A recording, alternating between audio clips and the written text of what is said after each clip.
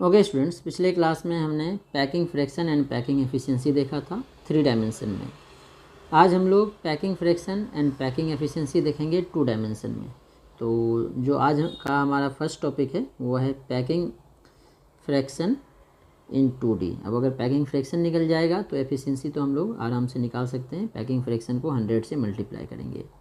तो जब हम लोग 3D की बात किए थे तो 3D में हमने वॉल्यूम लिया था स्फेयर का, मतलब किसी भी एक यूनिट सेल में जितने कंस्टिट्यूएंट पार्टिकल्स हैं, कंस्टिट्यूएंट पार्टिकल का शेप स्फेरिकल होता है, तो उसका volume divided by complete unit cell का जो वॉल्यूम आया था वो पैकिंग फ्रैक्शन 3D में था।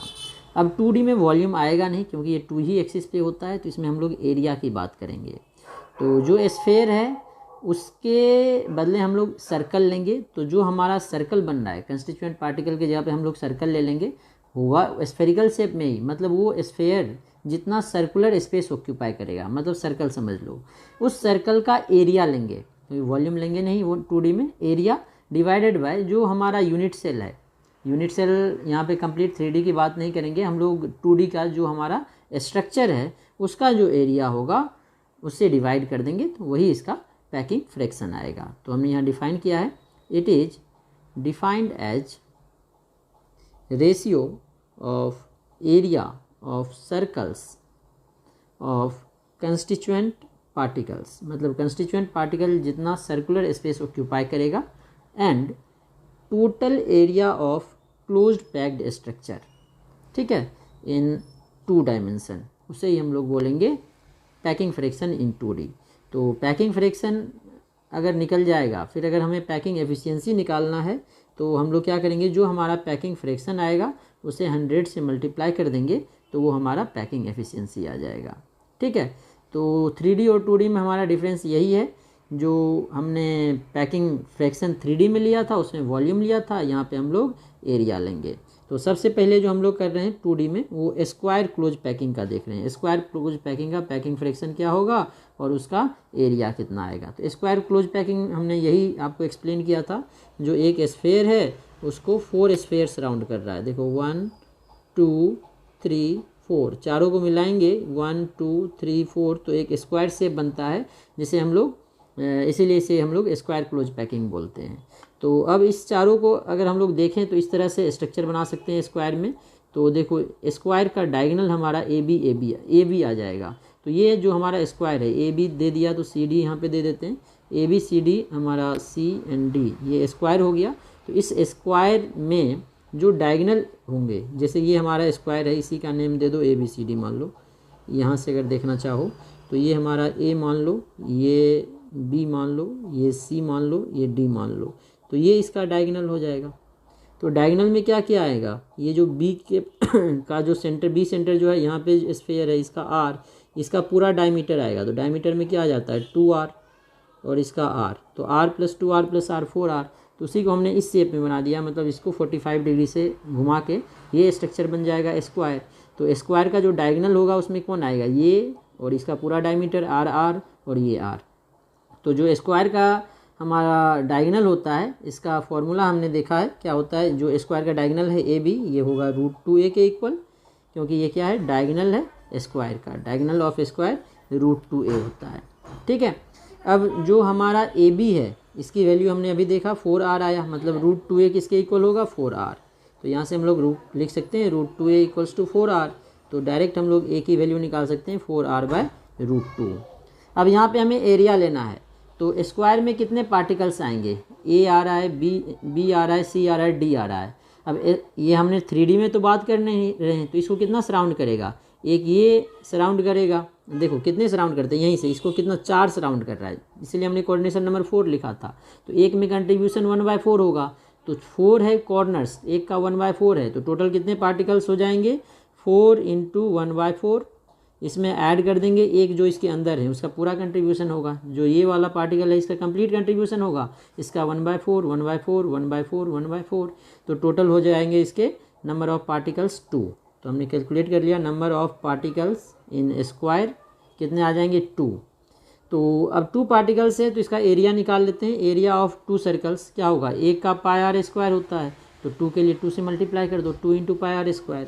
और एरिया ऑफ स्क्वायर, जो हमारा यहाँ पे यूनिट सेल के बदले हमने एरिया लेना है, वो किसका लेंगे, स्क्वायर स्पेस है तो क्लोज पैकिंग का, तो एरिया स्क्वायर का होता है ए स्क्वायर, और ए का वैल्यू रिलेशन हमने निकाला था ए इक्वल्स टू 4r/√2, तो इसका एरिया हो जाएगा 4r/√2 का स्क्वायर। तो ये आ गया 4 का स्क्वायर 16, r² /√2 का स्क्वायर 2। तो 2 से अब इसको कैंसिल हम लोग कर सकते हैं, 2 से 16 को कट करेंगे तो 2 8 जा 16 आ जाएगा, मतलब ये आ जाएगा हमारे पास 8r²। ठीक है, तो पैकिंग फ्रिक्शन जो हमारे पास आ जाएगा, दैट इज़ जो हमारे पास कंस्टिट्यूएंट पार्टिकल का एरिया आया था 2 × πr², 2πr², इसको डिवाइड कर देंगे 8r² से, जो हमारा एरिया ऑफ स्क्वायर आया है। तो अब देखो फिर से ये कैंसिल हो जाएगा, इस r² से r² कैंसिल, 2 से 8 कैंसिल, तो ये आ जाएगा हमारे पास π/4। तो पाई की वैल्यू पुट करेंगे तो ये आ जाएगा 0.7854। तो ये पैकिंग फ्रैक्शन है। अब एफिशिएंसी निकालोगे तो एफिशिएंसी के लिए इसे 100 से मल्टीप्लाई कर दो, तो ये आ जाएगा 78.54%। 78.54% इसका स्पेस ऑक्यूपाइड है, तो खाली स्पेस क्या होगा, 100 में से इसे माइनस कर देंगे, तो दैट इज 21.46%, इतना स्पेस इसका वैकेंट रहेगा। अब जो दूसरा क्लोज पैकिंग हम लोग ले रहे हैं, हेक्सागोनल क्लोज पैकिंग। जो 2D था उसमें हमने 2 क्लोज पैकिंग पढ़ा था, एक स्क्वायर पढ़ा था और दूसरा हेक्सागोनल क्लोज पैकिंग पढ़ा था। तो अब नेक्स्ट हमने लिया है हेक्सागोनल क्लोज पैकिंग। तो हेक्सागोनल क्लोज पैकिंग का भी स्ट्रक्चर हमने यही देखा था, एक स्फेयर है, ये इसको 6 स्फेयर सराउंड कर रहा है। तो हेक्सागन का जो ये एज लेंथ है, इसमें ये स्फेयर और दोनों स्फेयर टच कर रहे हैं, तो ए इक्वल्स टू यहाँ पे क्या आ जाएगा 2r, जो ए की वैल्यू आएगी वो यहाँ पे 2r के इक्वल आ जाएगी। तो a इक्वल्स टू 2r, क्योंकि दोनों स्फेयर टच कर रहा है। तो एरिया ऑफ हेक्सागन क्या होता है, हेक्सागन का एरिया। अब देखो जो बच्चे ये हेक्सागन है, एक जगह मैं लेता हूँ, इसका सेंटर, इसका जो सेंटर है ये, इससे इसको मैच करो तो ये एक ट्रायंगल बनेगा। और ये ट्रायंगल का एरिया क्या होता है, √3/4a², क्योंकि जो साइड इसका ये a आएगा, क्योंकि 2a मतलब ये 2r है, ये भी a होगा क्योंकि ये अभी देखो r + r, इसका रेडियस और इसका रेडियस, ये भी 2r है, और ये भी देखो 2r है, मतलब ये भी a है। तो ये क्या हो गया, हमारा तीनों इसका साइड इक्वल है, इसलिए इसका जो हम लोग एरिया लिखेंगे, क्या लिखेंगे, √3/4a²। एक ट्रायंगल का एरिया, सॉरी, एक ट्रायंगल का एरिया होगा √3/4a²। ठीक है, तो एक ट्रायंगल का एरिया आ जाएगा √3/4a²। ठीक है, √3/4a²। ऐसे ऐसे कितने ट्रायंगल बनेंगे, एक यहाँ, दूसरा, तीसरा, चौथा, पाँचवा और ये छठा, 6 ट्रायंगल बनेंगे। तो इसीलिए इसको 6 से मल्टीप्लाई कर देंगे, तो हेक्सागन का एरिया आ जाएगा 6 × √3/4, ए का वैल्यू 2r है, तो 2r का स्क्वायर, तो 6 × √3/4, 2r का स्क्वायर 4r²। अब यहाँ से देखो जो 4 है और 4 है, 4 और 4 कैंसिल आउट हो जाएंगे, इस 4 से ये 4 कैंसिल हो जाएंगे, तो क्या बचेगा हमारे पास, हमारे पास आ जाएगा 6 √3r²। ठीक है, तो इसका जो एरिया आया हेक्सागन का 6 √3r²। अब इसमें कितने सर्कल आएंगे, एक जो ये अंदर वाला सर्कल है ये तो पूरा पूरा है, और इसका कोऑर्डिनेशन नंबर ईच स्फीयर का 6 होता है, तो एक कितने को कंट्रीब्यूट करेगा, जो एक कंट्रीब्यूट करेगा वो देखते हैं हम लोग। तो जो नंबर ऑफ सर्कल्स निकाल लें, एक तो ये पूरा पूरा आ जाएगा, जो ये है ये वाला पूरा आ जाएगा हमारे पास, ये पूरा सर्कल इसी यूनिट सेल के अंदर है। लेकिन जो ये है ये कितने को कंट्रीब्यूट करेगा, एक तो इसको कंट्रीब्यूट कर रहा है, कोऑर्डिनेशन नंबर तो 6 होता है, लेकिन ये कंट्रीब्यूट कितना करेगा हेक्सागन को, एक इसे करेगा, और देखो दूसरा किसे करेगा, एक हेक्सागन इधर बन सकता है, इस तरह से हम लोग बना सकते हैं दूसरा हेक्सागन। तीसरा हेक्सागन ये किस तरह बना सकता है, इधर बना सकता है। ठीक है, तो इसे कर सकता है। तो ये स्फीयर देखो कितने कर रहा है, एक इसको, एक इसको, एक इसको, 3 को, मतलब एक में कंट्रीब्यूशन इसका 1/3 रहेगा, एक यूनिट सेल में इसका कंट्रीब्यूशन 1/3 आएगा। ठीक है, तो अब यहाँ से हम लोग देख सकते हैं नंबर ऑफ स्फीयर्स। तो नंबर ऑफ स्फीयर्स नहीं, सर्कल्स बोलेंगे क्योंकि 2D की बात कर रहे हैं। Number of circles in hexagon, एक तो पूरा पूरा आ जाएगा, प्लस जो बाकी 6 बचे हैं इसका 1/3 कंट्रीब्यूशन रहेगा। तो 6 × 1/3, 2 + 1 3 आ गए। अब हम लोग एरिया निकाल लेते हैं, एरिया ऑफ 3 सर्कल्स। एक सर्कल का एरिया πr² होता है, तो 3 सर्कल का 3 × πr² हो जाएगा। तो पैकिंग फ्रैक्शन अब हमारे पास आ जाएगा यहाँ से, पैकिंग फ्रैक्शन इक्वल्स टू जो हमारा एरिया ऑफ 3 सर्कल आया 3πr², डिवाइडेड बाय हमारे पास जो एरिया आया है कितना आया 6√3r²। तो 6√3r² से डिवाइड कर दो। अब देखो इस r² से ये r² कैंसिल हो जाएगा, इस 3 से ये 2 कैंसिल हो जाएगा। तो अब हमारे पास क्या बचेगा, ऊपर में ओनली पाई डिवाइडेड बाय नीचे क्या बचेगा 2√3। तो पाई अपॉन 2√3 सॉल्व करोगे तो ये आ जाएगा 0.9065। मतलब अब यहाँ से हम लोग परसेंटेज पैकिंग एफिशिएंसी, वैसे परसेंटेज नहीं भी लिखें तो काम चल जाएगा, पैकिंग एफिशिएंसी जो है परसेंटेज में ही लिखते हैं हम लोग। तो कितना आ जाएगा, इसको 100 से मल्टीप्लाई कर दो तो ये आ जाएगा 90.65%। तो इस तरह से 2D में हम लोग पैकिंग एफिशिएंसी और पैकिंग फ्रैक्शन निकालेंगे। अब हम लोग वॉइड्स देखेंगे। जो हमारा वॉइड्स था उसमें जो स्फेयर्स है, जो कंस्टिट्यूएंट पार्टिकल है और जो खाली जगह है, दोनों में क्या रेशियो आता है, मतलब कंस्टिट्यूएंट पार्टिकल और जो खाली जगह है उसमें जो वॉइड फिट हो जाएगा उसका क्या रेडियस का रेशियो आएगा। तो हमने टॉपिक लिया है टाइप्स ऑफ वॉइड्स। तो ये तो हमने पहले भी देखा है, तो उसको शॉर्ट में देखेंगे और मेन देखेंगे हम लोग रेडियस रेशियो।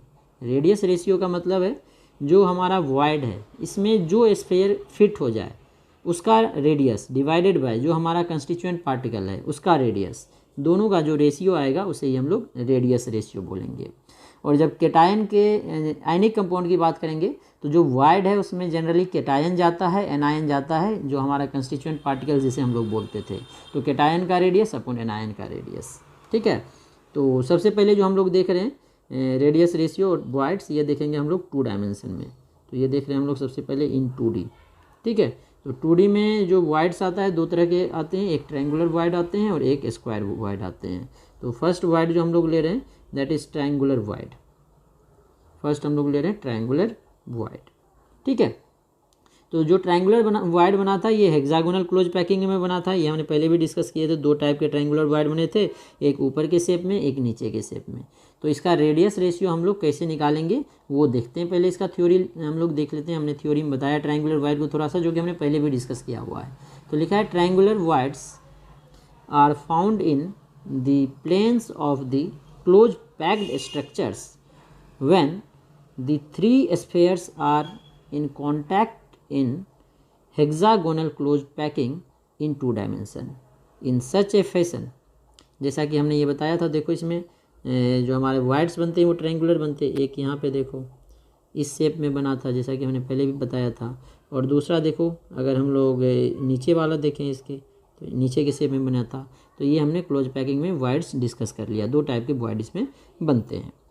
और जो ट्रायंगुलर वॉइड बनता है देखो कब बनता है, जैसे हमने ये कंसीडर किया एक स्फेयर ऊपर 2 स्फेयर नीचे, तो ये जो वॉइड बनेगा ट्रायंगुलर वॉइड, और इसमें जो ये स्फेयर फिट हो जा रहा है इस स्फेयर का रेडियस और जो ये बड़ा वाला स्फेयर है इसका रेडियस, इसका रेशियो हम लोग निकालेंगे। ये छोटे वाले स्फेयर और ये बड़े वाले स्फेयर के रेडियस, जो हमारा खाली जगह था उसमें जो स्फेयर फिट हो जाए उसका और बड़े वाले का रेडियस रेशियो हम लोग देख रहे हैं। तो देखो बच्चे ये ट्रायंगल बन रहा है, इस ट्रायंगल को ही यहाँ पे बनाया है। तो इस सॉल्व करने के लिए देखो ये सारे जो है इसके साइड्स इक्वल हैं, तो जो हमारा ये एंगल होगा ये 60 होगा, तीनों एंगल 60 होगा। अब इसे ये लाइन बाइसेक्ट कर रहा है इसलिए ये एंगल कितना होगा 30। तो यहाँ पे हमने 30 लिखा है। अब देखो यहाँ से यहाँ का डिस्टेंस क्या है r, तो वही हमने ये डिस्टेंस को r लिखा है। और यहाँ से यहाँ का डिस्टेंस क्या होगा r, कैपिटल R, जो कैपिटल R हमने इसको माना है बड़े वाले का रेडियस, और छोटे वाले का रेडियस स्मॉल r होगा। तो इसके सेंटर तक हमने लिया है, तो बड़े वाले का रेडियस प्लस छोटे वाले का रेडियस, ठीक है। अब ये देखो एक ट्रायंगल बन गया। यहाँ पे मान लो A लिखा हुआ है, यहाँ B है, यहाँ C है। तो ट्रायंगल ABC को देखना, ट्रायंगल हम लोग देख रहे हैं ABC। तो ट्रायंगल ABC में क्या आ जाएगा cos 30। cos 30 क्या होगा, जो हमारा बेस है ये r अपॉन जो ये हाइपोटेनियस है, तो r upon hypotenuse r plus r। और cos 30 का वैल्यू क्या होता है √3/2, इसका वैल्यू क्या आ जाएगा r upon r plus r। अब इसको हम लोग रेसिप्रोकल कर देते हैं सेपरेट करने के लिए। रेसिप्रोकल कर देंगे तो क्या आ जाएगा 2/√3 इक्वल टू, ये भी रेसिप्रोकल हो जाएगा r plus r upon r, ठीक है। तो 2/√3 की वैल्यू क्या आती है 1.732 इक्वल हो जाएगा। अब इसको सेपरेट कर लो r upon r plus r upon r। जैसे हमने पहले भी एक बार बताया था, अगर हमारे पास 2 + 3/5 है तो इसे लिख सकते हैं 2/5 + 3/5, 5 LCM 2 + 3। इसी तरह हमने r प्लस r/r को r/r प्लस स्मॉल r/कैपिटल R लिख दिया। तो 2/1.735 इसे सॉल्व करोगे तो ये आ जाएगा 1.155 आर बाय आर कैंसिल हो के 1 हो गया प्लस आर बाय आर बच गया। तो ये जो स्मॉल आर था ये वाइड में जो फिट हो रहे हैं उसका रेडियस, ये कैपिटल आर था स्फेयर का रेडियस। तो इस 1 को इधर ले जाएंगे तो आर बाय आर की वैल्यू आ जाएगी 1 माइनस करेंगे तो क्या बचेगा ये 0.155। तो ट्रायंगुलर वाइड का जो रेडियस रेशियो आता है 0.155, मतलब जो वाइड है इसका रेडियस क्या होगा 0.155 इंटू जो हमारा कंस्टिट्यूएंट पार्टिकल है उसका रेडियस। और यहाँ पे हमने लिख दिया है जो हमारे टर्म्स हैं वो क्या क्या हैं, तो सारे टर्म्स को हमने यहाँ पे एक्सप्लेन कर दिया। तो ये फॉर्मूला आप याद रखना, जो ट्रायंगुलर वॉइड है उसमें आर बाय आर 0.155 होता है, ये मैक्सिमम है। इससे छोटा स्फेयर उसमें फिट हो सकता है, इससे बड़ा नहीं हो सकता है, क्योंकि हमने ऐसा स्फेयर लिया जो दोनों को टच कर रहा है। तो ये मैक्सिमम रेडियस रेशियो ये आएगा, इससे ज़्यादा नहीं आ सकता है। और जो ये है यहाँ पे हमने एक्सप्लेन कर दिया है, जो कैपिटल आर है वो है रेडियस ऑफ सर्कल, सर्कल मतलब जो हमारे कंस्टिट्यूएंट पार्टिकल्स है। और जो स्मॉल आर है वो है मैक्सिमम रेडियस, जो इससे बड़ा नहीं इससे छोटा हो सकता है, of circle that can placed inside the void, जो वॉइड में कम्प्लीटली फिट हो जाएंगे। और यहाँ से हम लोग इसका कोऑर्डिनेशन नंबर भी बता सकते हैं। कोऑर्डिनेशन नंबर इसका आ जाएगा 3, ट्रायंगुलर वॉइड है जो हमने पहले भी डिस्कस किया है। अब जो 2D में नेक्स्ट वॉइड आता है वो आता है स्क्वायर वॉइड, और स्क्वायर वॉइड जो है ये आया था हमारा स्क्वायर क्लोज पैकिंग में। तो नेक्स्ट हम लोग 2D में ले रहे हैं स्क्वायर वॉइड, ठीक है। नेक्स्ट टॉपिक हमारा है स्क्वायर वॉइड। तो स्क्वायर वॉइड कब बनेगा, पहले हमने वही लिखा है तो देख लेते हैं।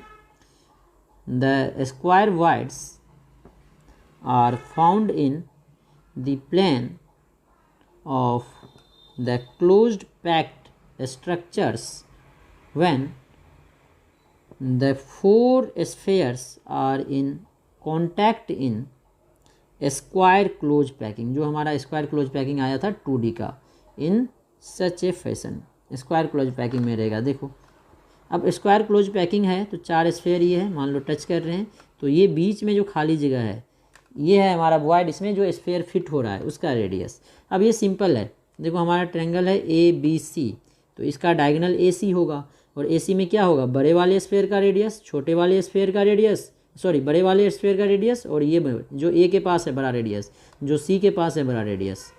बड़े वाले स्फेयर का रेडियस r + r 2r हो गया, और ये छोटे वाले का पूरा डायमीटर मतलब 2r, 2 इंटू स्मॉल r।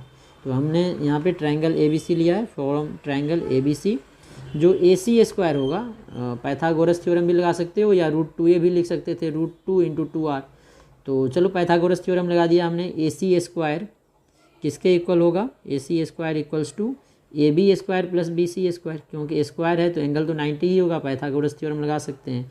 तो जो AC है इसकी वैल्यू हमने देखा यहाँ पे क्या है 2 into capital R plus small r, इसका होल स्क्वायर होगा, इक्वल्स टू AB 2r का स्क्वायर प्लस 2r का स्क्वायर। तो ये आ गया 2 इंटू R प्लस R का होल स्क्वायर इक्वल होगा 2r का square 4r square plus 4r square, that is equal to 8r square. अब यहाँ से अगर हम लोग स्क्वायर को हटाएंगे तो राइट साइड में स्क्वायर रूट आ जाएगा, तो रूट अंडर हो जाएगा 8r स्क्वायर, ठीक है। अब यहाँ से 2 इंटू R प्लस R क्या आ गया, 8 का रूट क्या होता है 2√2, R स्क्वायर का रूट R। अब जो ये 2 है ये 2 इस 2 से कैंसिल हो जाएगा, तो क्या हो जाएगा हमारे पास, इधर बचेगा हमारे पास R प्लस R, ये इक्वल हो जाएगा R प्लस R इक्वल हो जाएगा √2r के, ठीक है। तो अब इस R को इधर ले आते हैं, जो हमारे ये R बचा है ना एक्स्ट्रा, ये R को उधर बड़ी वाले को उधर ले जाते हैं तो छोटे वाले को अकेले कर लेते हैं। तो √2r माइनस R, तो दोनों में R देखो कॉमन आ जाएगा, इधर बचेगा √2, इसमें बचेगा 1, तो ये आ गया √2 माइनस 1। तो यहाँ से R की वैल्यू आ गई, √2 की वैल्यू 1.414 माइनस 1r, तो ये आ गया 0.414। तो इस R को अगर इधर लाएंगे तो R अपॉन R आ जाएगा 0.414। तो यही हमारा रेडियस रेशियो होगा, और अगर R निकालना चाहो तो देख लो 0.414 R आया है। तो ये फॉर्मूला आप याद रखना, जो R अपॉन R होता है इसकी वैल्यू होती है 0.414, किस केस में, स्क्वायर क्लोज पैकिंग में। और यहाँ पे जो हमारा कैपिटल R है ये बता रहा है रेडियस ऑफ कंस्टिट्यूएंट पार्टिकल्स, जो हम लोग सर्कुलर ले रहे हैं 2D में। और जो स्मॉल r है वो मैक्सिमम रेडियस है जो वॉइड में फिट हो जाएगा circle, circle that can be placed inside the wide, जो वाइड में कम्प्लीटली फिट हो रहे हैं। और इसका जो कोऑर्डिनेशन नंबर आता है ये आपको पता ही है, कोऑर्डिनेशन नंबर इसका आएगा 4, क्योंकि ये स्क्वायर वाइड है। इसके बाद अब हम लोग नेक्स्ट टॉपिक देखेंगे वाइड इन 3D। तो जो 3D है इसमें 3 तरह के वाइड आए थे, क्यूबिकल आए थे, ऑक्टाहेड्रल आए थे, टेट्राहेड्रल आए थे। तो सारे वाइड्स को हम लोग देखेंगे। तो हम देख रहे हैं 2D का देख लिया, आप 3D में देख रहे हैं वाइड्स इन 3D। तो 3D वाले वाइड में जो पहला ले रहे हैं हम लोग ले रहे हैं क्यूबिकल वाइड्स। फर्स्ट टाइम जो ले रहे हैं that is cubical voids. Cubical void कब बनता है ये हमने देखा था। क्यूबिकल वाइड एक ही कंडीशन होता है, जब सिंपल क्यूबिक स्ट्रक्चर हो तो सिंपल क्यूबिक स्ट्रक्चर के सेंटर में जो वाइड बनता है वो क्यूबिकल वाइड होता है। तो वही लिखा है क्यूबिकल वाइड, ये हमने पहले भी डिस्कस किया है, is formed at the centre of simple cubic arrangement. Simple cubic arrangement के सेंटर पे जो वाइड बनेगा वो क्यूबिकल वाइड होगा। अब जैसे सिंपल क्यूबिक, आप अपने रूम को मानो, आपका रूम सिंपल क्यूबिक है, आप अपने रूम का डायगोनल देखो, बॉडी डायगोनल, ठीक है। तो बॉडी डायगोनल में क्या होगा, कॉर्नर पे और नीचे ऊपर वाले कॉर्नर पे, नीचे वाले कॉर्नर पे कंस्टिट्यूएंट पार्टिकल होगा। जो बीच में खाली जगह बचेगा बॉडी डायगोनल के सेंटर में बचेगा। तो बॉडी डायगोनल के सेंटर में हमारा वाइड होगा, उसमें जो स्फेयर फिट हो जाएगा, उसमें जो स्फेयर, क्योंकि 3D की बात कर रहे हैं तो अब स्फेयर बोलेंगे, सर्कल नहीं बोलेंगे। उस स्फेयर का रेडियस और जो हमारा कंस्टिट्यूएंट पार्टिकल है उसके रेडियस का रेशियो देखेंगे अब हम लोग इस केस में। तो ये लिखा है हमने, consider the diagonal of cube. जो हमारा क्यूब है उसके डायगोनल को कंसीडर करेंगे तो ऐसा ही बनेगा, ये एक सर्कल आएगा, ये सर्कल आएगा, तो ये रेडियस, तो बड़े वाले का रेडियस कैपिटल आर, छोटे वाले का रेडियस आर। तो डायगोनल में छोटा वाला पूरा का पूरा आ जाएगा, डायमीटर आ जाएगा, तो 2 इंटू स्मॉल आर, बड़े वाले का आर प्लस आर लेंगे, ठीक है। तो और बॉडी डायगोनल जो होता है क्यूब का वो क्या होता है, √3 इंटू ए। तो वही applying body diagonal of cube, cube का बॉडी डायगोनल क्या होगा, √3a, ये इक्वल होगा capital R plus capital R, 2r plus जो डायमीटर था इसका 2 इंटू स्मॉल आर। तो अब इसमें 2 कॉमन ले लेते हैं तो क्या बचेगा, capital R plus small R. तो ये हमारे हो जाएंगे ए और आर के बीच का रिलेशन। अब जो ये हमने क्यूबिकल वाइड देखा है ये सिंपल क्यूबिक सिस्टम में देखा है। तो जो हमारा सिंपल क्यूबिक सिस्टम होता है इसके लिए हमने देखा है जो ए है वो a इक्वल्स टू 2r होता है। तो जो हमारा सिंपल क्यूबिक सिस्टम है, इन सिंपल क्यूबिक सिस्टम हमारा रिलेशन आता है a इक्वल्स टू 2r, ठीक है। तो a के जगह पे हम लोग वैल्यू पुट कर देते हैं 2r, तो √3 इंटू 2r ये इक्वल होगा जो हमारा ये आया है 2 इंटू आर प्लस आर के। तो अब देखो यहाँ से जो ये 2 है इस 2 से कैंसिल हो जाएगा, तो क्या बचेगा हमारे पास, यहाँ पे बचेगा √3r equals to R plus R. तो फिर से हमें इस r को सेपरेट करना है और इसको इस साइड ले जाते हैं, दोनों को r को एक साथ। तो r इक्वल्स टू क्या आएगा, √3r में से इस r को माइनस कर दिया, √3 की वैल्यू -1 इंटू r, जो ये r है दोनों में कॉमन आ गया, यहाँ √3 बचा, यहाँ 1 बचा। तो यहाँ से r की वैल्यू आ गई, √3 की वैल्यू पुट कर देते हैं 1.732 - 1 इंटू r। तो 1.732 - 1 जो है ये आ जाएगा 0.732 r आ गया हमारे पास, मतलब r और r में रिलेशन आ गया 0.732 का। तो जो r अपॉन r आएगा ये क्या आएगा 0.732। तो ये जो r की वैल्यू आई जो हमने ऊपर लिखा भी था 0.732 r आएगा, इसकी कोऑर्डिनेशन नंबर 8 आएगी। तो ये जो वैल्यू आया है ये भी यहाँ पे भी मैक्सिमम आया है r/r 0.732, और ये आएगा हमारा क्यूबिक सिस्टम में। तो यही हमने क्यूबिकल वाइड देखा था, जब क्यूबिकल वाइड होगा और क्यूबिकल वाइड होता है सिंपल क्यूबिक सिस्टम में। अब नेक्स्ट हम लोग देखेंगे ऑक्टाहेड्रल वाइड। तो ऑक्टाहेड्रल वाइड कहाँ पे बनता है ये हमने देखा है। जब ऑक्टाहेड्रल वाइड हम लोग बनाते हैं जब हम लोग 6 स्फेयर एक साथ सराउंड करें, 6 स्फेयर को एक साथ सराउंड करें, या तो 3 नीचे 3 ऊपर, 3 बॉल सिस्टम, 3 बॉल नीचे ट्रायंगल बनाएगा और 3 बॉल ऊपर वो ट्रायंगल बनाएगा। और दूसरा सिस्टम है जो हमारा 4 स्फेयर है, ये नीचे आ जाए, एक प्लेन में आ जाए, एक ऊपर एक नीचे, तो वो भी 6 ना, जहाँ पे 6 बॉल सराउंड करेगा आपस में, तो 6 बॉल के बीच में जो वाइड बनेगा वो हमारा ऑक्टाहेड्रल वाइड होगा।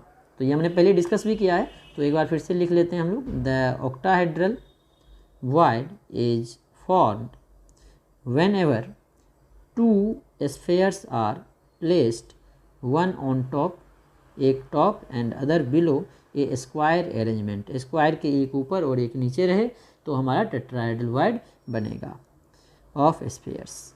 This can also be obtained attained, यहाँ पे अटेंड आएगा, this can also be attained by 2-3 ball system, या ऑब्टेन भी कर सकते थे, चलो अटेंड ही रहने देते हैं, by 2-3 ball arrangements on the top of each other, मतलब 3 नीचे 3 ऊपर, such that a hexagonal void is obtain, एक हमारा हेक्सागोनल व्यू ऑब्टेन हो जाएगा। एक तो अरेंजमेंट हमारा ये है, ये हमारा 4 नीचे आ जाएगा और एक ऊपर एक नीचे, जैसे ये हमारा एक आ गया, दूसरा आ गया, तीसरा आ गया, 4 आ गया, इस चारों के ऊपर में एक यहाँ पे एक यहाँ पे, तो जो यहाँ पे सेंटर पे वाइड बनेगा वो हमारा होगा ऑक्टाहेड्रल वाइड। ठीक है, तो ऑक्टाहेड्रल वाइड में क्या होगा, 4 स्फीयर देखो चारों कोने पे और एक ऊपर एक नीचे, तो ऊपर और नीचे वाले को हमने नहीं दिखाया क्योंकि हमें वाइड का कैलकुलेशन करना है। तो क्या आ जाएगा, देखो यहाँ पे हमारा रेडियस है, तो ये हमारा स्क्वायर का डायगोनल हो गया, तो स्क्वायर का डायगोनल √2a ले सकते हैं, या फिर से हम लोग ABC ट्रायंगल में AC square equals to AB square plus BC square ले सकते हैं। तो AC क्या है, R plus R, 2R plus 2R, या 2 कॉमन ले लेंगे तो ये क्या आ जाएगा, AC की वैल्यू अगर आप लिखना चाहो तो AC क्या होगा, 2R प्लस 2R, तो 2 कॉमन ले लो, ये आ जाएगा R प्लस R, तो AC स्क्वायर किसके इक्वल होगा, AB square plus BC square के, तो वही हमने लिखा है from triangle ABC, Pythagoras theorem लगाया, AC स्क्वायर इक्वल होगा AB square plus BC square के। तो AC की वैल्यू अभी हमने बताया था, क्या आएगा, 2 into R plus R, 2 into R plus R square है तो इसका स्क्वायर इक्वल्स टू AB की value 2R, R plus R, 2R का स्क्वायर, BC भी 2R का स्क्वायर। ठीक है, तो ये क्या आ जाएगा, 2 इंटू R प्लस R का होल स्क्वायर इक्वल आ जाएगा 2R का whole square 4R square plus 2R का whole square 4R square, 4R square plus 4R square कितना हो जाएगा, 8R स्क्वायर, तो 8R स्क्वायर आ गया। अब अगर हम लोग इधर से स्क्वायर हटाएंगे 2 इंटू R प्लस R, तो इधर स्क्वायर रूट करेंगे, स्क्वायर रूट 8R स्क्वायर, मतलब 2 इंटू R प्लस R किसके इक्वल हो गया, 8 का रूट आ जाएगा 2√2R के, तो R प्लस R आ जाएगा 2, देखो यहाँ पे 2 कैंसिल हो जाएगा, जो हमारा ये 2 है इसको हम लोग कैंसिल कर देंगे, इस 2 से इस 2 को, तो क्या बचेगा, √2 इंटू R। ठीक है, अब इस R को साइड ले जाके कॉमन लेते हैं, तो ये क्या होगा, इधर आएगा माइनस हो जाएगा √2R माइनस R, तो इसमें देखो R कॉमन आ जाएगा, तो यहाँ बचेगा √2 माइनस 1, √2 माइनस 1 बच गया हमारे पास, तो यहाँ से R की वैल्यू आ जाएगी, √2 की वैल्यू 1.414 माइनस 1R, तो ये आ जाएगा R इक्वल्स टू 0.414R। ठीक है, तो यहाँ से हम लोग R 0.414 आया, तो R अपॉन R की वैल्यू क्या लिखेंगे, R अपॉन R आ जाएगी हमारे पास 0.414, इस R को इधर ले आया, तो यही हमारा हो जाएगा रेडियस रेशियो, किसके लिए, जब हमारे पास ऑक्टाहेड्रल वाइड है, ये ऑक्टाहेड्रल वाइड के लिए, और ऑक्टाहेड्रल वाइड का जो कोऑर्डिनेशन नंबर होता है ये 6 होता है, ये हमने पहले देखा है। अब जो एक और वाइड आता है टेट्राहेड्रल वाइड आता है, उसके लिए अब हम लोग देखते हैं 3D में जो नेक्स्ट वाइड है हमारा, ये लास्ट वाइड हम लोग देखेंगे आज के लिए, टेट्राहेड्रल वाइड, टेट्राहेड्रल वाइड। तो टेट्राहेड्रल वाइड तब बनता है जब 3 स्फीयर नीचे और उसके ऊपर एक स्फीयर हो, मतलब 4 स्फीयर एक दूसरे को टच कर रहा हो तो टेट्राहेड्रल वाइड बनेगा, जो कि हमने पहले भी देखा था। तो टेट्राहेड्रल वाइड तब बनता है जब 3 tetrahedral wides the tetrahedral wides is formed whenever a sphere is placed on top of triangular arrangement, triangular wide के ऊपर, मतलब 3 वाइड नीचे एक ऊपर, तो ये हमारा बनाएगा टेट्राहेड्रल वाइड। ठीक है, तो अब देखो टेट्राहेड्रल वाइड के लिए जो डायग्राम है वो हमने पहले भी देखा है, इस तरह के डायग्राम बनते हैं, या हम लोग इस तरह से टेट्राहेड्रल बना सकते हैं। और टेट्राहेड्रल में जो एंगल होता है, ये हमने केमिकल बॉन्डिंग में पढ़ा था, 109 डिग्री 28 मिनट होता है, जैसा कि CH4 में था। अब देखो जो ये एंगल है दो, जैसे ये भी 109 डिग्री 28 मिनट, ये भी सारे एंगल इक्वल होते हैं, ये 2D में इसलिए छोटा बड़ा लग रहा है, ये इक्वल होते हैं, तो ये जो एंगल है 109 डिग्री 28 मिनट होते हैं।